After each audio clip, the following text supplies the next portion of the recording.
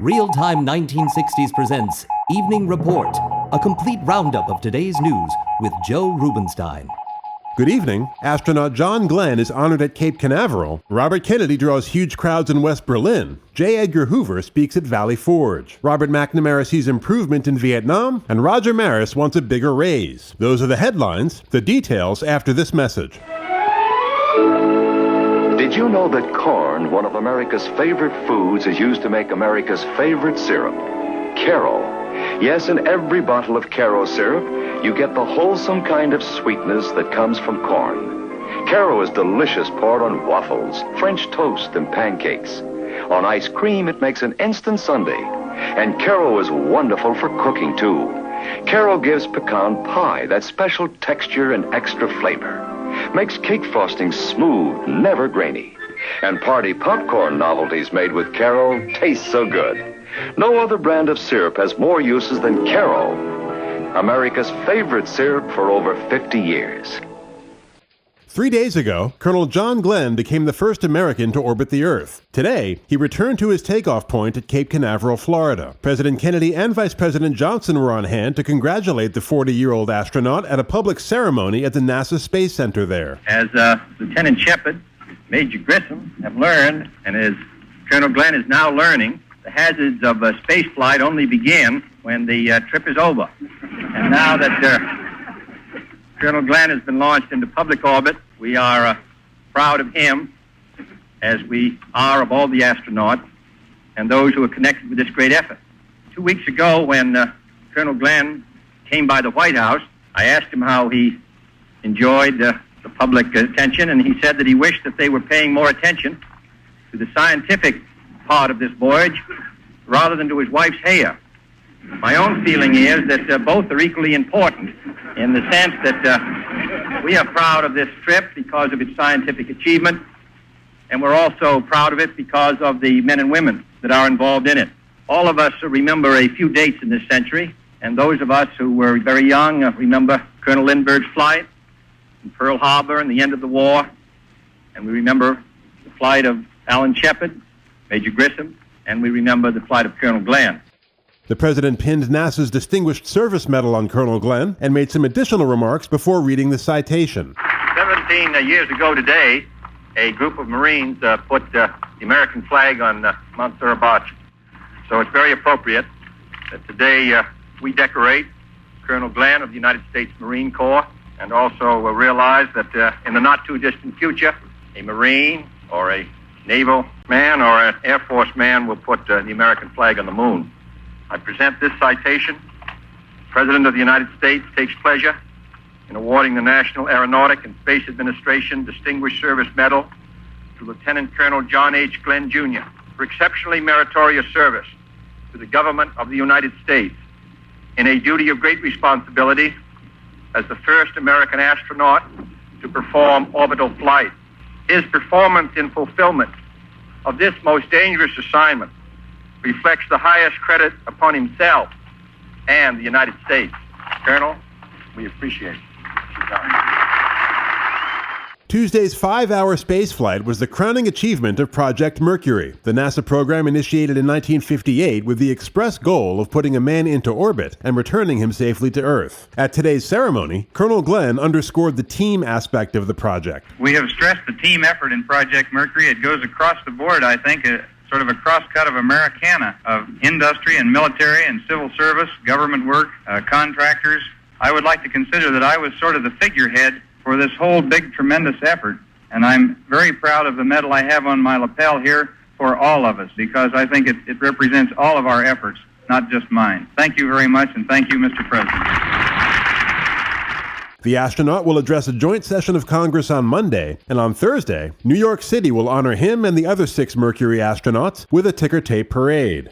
Attorney General Robert F. Kennedy is approaching the end of his month-long goodwill tour around the world. In West Berlin today, Mr. Kennedy visited Bernauer Strasse, where the windows of East German houses that back up to the border have been bricked up by the communists. The Attorney General laid a wreath at the spot where Ida Siekmann, a German nurse, was killed last summer while trying to leap to freedom from one of those houses. The West Berliners have constructed a memorial there of barbed wire. Yesterday, in a speech to the German Foreign Policy Society, Mr. Kennedy affirmed his belief in democracy and reaffirmed America's support for the people of Berlin. In his State of the Union address a few weeks ago, President Kennedy quoted Woodrow Wilson, who once said, "I believe in democracy because it releases the energy of every human being. You know that you do not stand alone." President Kennedy made our position unmistakably clear to the world when he said your freedom would not be surrendered to force or through appeasement.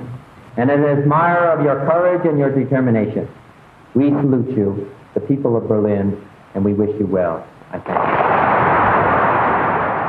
The Attorney General's tour has been marked by a number of spirited debates with leftist student groups, especially in Japan and Indonesia. At his press conference Wednesday, President Kennedy remarked on this aspect of his brother's trip. Well, one of the reasons that I was anxious to have the Attorney General make the trip was because of this very rather curious factor, because you would feel that students who are intellectually curious would be attracted by a free society which gives that intellectual curiosity a chance to develop rather than a totalitarian society. What has also interested me is the stereotype of the United States. It's a view of the United States almost 50 years old. There are many explanations for it. In the first place, these were colonial areas. They were held under subjugation in many cases by Western powers. The road of revolt was, in many cases, because the communists were most active. They dominated the thinking. And I don't think that the students have caught up with the tremendous changes which have taken place in the United States in the last 50 years, or with the fallacies in the Marxist system which have become obvious in the last 20 years. I said yesterday that the University of California has more Nobel Prize winners than the Soviet Union. They find in this country, and there are 40 or 50 of them, a climate which permits them to function most effectively. But I do agree with you that this is one of the most serious and I think in many ways stimulating problems that we face. How to tell our story in a way that makes it new and exciting to young students, and also have them examine objectively the serious failures of the Marxist system. FBI Director J. Edgar Hoover received the Freedoms Foundation's George Washington Medal yesterday, along with a $5,000 prize as the American who made the most outstanding contribution to freedom in 1961. The foundation, established in 1949, sits on ground that was part of General George Washington's Valley Forge encampment during the Revolutionary War. In his acceptance speech, Mr. Hoover addressed the nation's growing crime problem. Today in this great land of ours, a murder, forcible rape, or assault to kill is committed every 3 minutes. By far the most shocking aspect of this mounting crime problem is the role played by youth. Among youth, there are some of the most brutal, incorrigible criminals in the nation. Nowhere is the tragic failure of American parents more dramatically demonstrated than in police records. And we are hastening the national disaster when we tolerate weaknesses in the administration of justice, weaknesses which enable repeated undeserved leniencies to be showered upon vicious young thugs, robbers, rapists, and murderers. They, like their adult counterparts, must learn that there is no privileged class in America. He asserted that crime has a partner in the accelerating breakdown of moral behavior in this country. It is the influence of godless communism. The forces of communism pervert our Bill of Rights. They hide behind a protective cloak of constitutional privilege while acting to destroy our freedoms. They are, by Nikita Khrushchev's own description, a valuable arm of the international conspiracy against God and freedom. Its tentacles reach to the very shores of America where, less than 100 miles from our coast, the communist dagger, clenched in the tight fist of a bearded international bandit, strikes at the heart of a desperate people and endangers the peace and security of this Western Hemisphere. I'll have more news for you after this message. Sounds like your new baby boy wants to go home, Mrs. Allen. Won't be long now, nurse. I'm just getting pretty for his daddy when he gets here. You're pretty now. Wish I had such a nice, soft-looking complexion. Spend a lot of time on it? Just the time it takes to wash. With plain soap and water? Camay. Camay has cold cream in it. It helps keep my skin soft. There. Do I look good enough to go home? Mm-hmm. All that face needs is a touch of lipstick. Keeping a soft complexion is as easy as washing your face with Camay, the soap with cold cream. Here again, Joe Rubenstein. At Cape Canaveral today, Colonel Glenn shed additional light on a mystery he encountered during his 3 orbits around the Earth. Luminous particles resembling fireflies, which he observed through the window of his space capsule. Here's a recording of the astronaut's observations on Tuesday as he viewed the particles for the first time. This is Friendship 7. I'll try to describe what I'm in here. I am in a big mass of some very small particles that are brilliantly lit up like they're luminescent. I never saw anything like it. They're coming by the capsule, and they look like little stars, a whole shower of them coming by. Mission Control asked Colonel Glenn if he could hear any impact with the capsule. Negative. They're very slow. They're going at the same speed I am, approximately. They do have a different motion, though, from me, because they swirl around the capsule and then depart back the way that I am looking. There are literally thousands of them. At his press conference today, Colonel Glenn was asked about the luminous particles. Occasionally one would come drifting up by the capsule window, very close, in the shade from the sun, and at that time it would look like a very small white particle. And they would vary in size probably from maybe pinhead size to something, say, about 3/8 of an inch in diameter, of that order. There are numerous things that some of the people are thinking about and looking into, but I have no theory myself, except we observed them. We saw it on all 3 orbits, and as George Ruff, our psychiatrist, listened to this and said, "What did they say, John?" As we said, the flights, all the manned flights we've had to date have added information. This flight, I hope, added a little bit more, and there are more to come.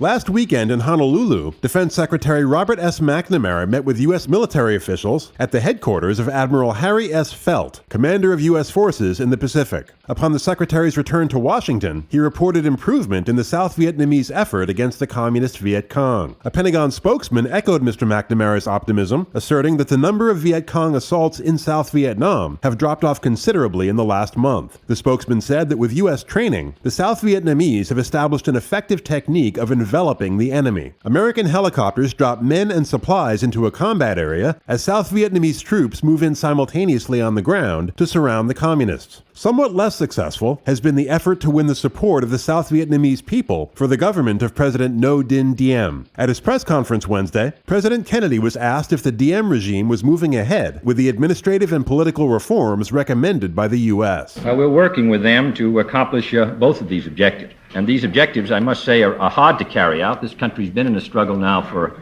a number of years.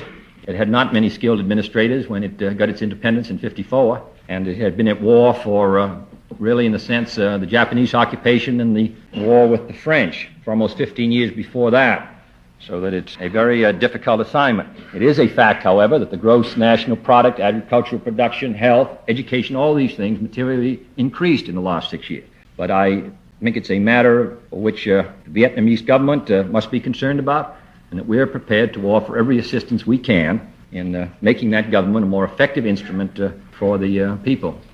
Sports, right after this. This is an age of amazing feats, and the fuel that has kept us going is faith. Worship together this week. Bobby Richardson, second baseman for the New York Yankees, signed his 1962 contract today for $25,000, leaving Roger Maris as the lone bomber without a contract. Mickey Mantle recently signed for $85,000, a number that may explain why Maris rejected the club's offer of $60,000. According to his friends, Maris feels that since it was he and not Mantle who broke Babe Ruth's home run record last year, the difference between Mantle's salary and his should be considerably less than $25,000. In a recent interview, the 27-year-old Maris sounded like a man already contemplating retirement. Well, I don't know. I think I've really gotten more out of this game than I've ever expected to get on hitting those 61 home runs, and I'd like to play it for a few more years. Naturally, a person likes security, especially when you have a family such as I do. I have 4 children now. My wife and I are both young yet, and we're liable to have quite a few more. So I think the best thing you can look forward to is a little bit of security with a big family. The New York Mets, meanwhile, are holding their first ever training camp in St. Petersburg, Florida. This morning, a member of the American Rocket Society lectured the club on propulsion, life on other planets, and the challenges of atmospheric re-entry in the wake of John Glenn's orbital flight. Then, the distinguished lecturer went out to pitch batting practice. The Renaissance Met is Jay Hook, a right-hander who for the past 3 years has been working on his earned run average and his master's degree in mechanical engineering. Hook, a graduate of Northwestern University, was picked up by the new ball club in the expansion draft. Following today's lecture, a teammate asked the pitcher to compare the relative achievements of astronaut John Glenn and home run king Roger Eugene Maris. After careful consideration, Hook made the following assertion, quote, "I give it as my flannel suited opinion that 61 home runs is a more impressive individual score than 3 orbits around the Earth," unquote. And that, for this evening, completes our look at the latest news on this Friday, February 23rd, 1962. Thank you for joining us, and have a great day tomorrow. This has been your Evening Report, a roundup of the latest news with Joe Rubenstein.